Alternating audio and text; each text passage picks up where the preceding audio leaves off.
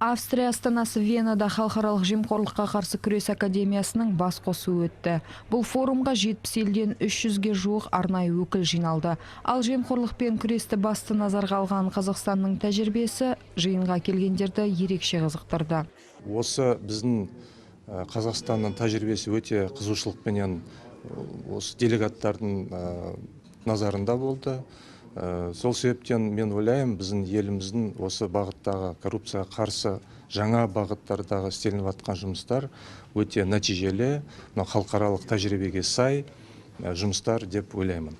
Қазақстан әлемде бар үздік әдістемелерді саралап, солардың ішінде таңдаулы тәсілдерді енгізу арқылы жоғары нәтижеге қол жеткізіп отыр.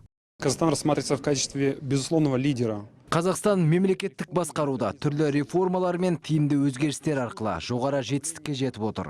Менің білуімше, сіздерден бөлек Скандинавия елдері, сондай-ақ Ұлыбритания мен Германияның жемқорлыққа қарсы амалдары сараланып, заң ретінде қабылданған. Ол әрине өз нәтижесін береді.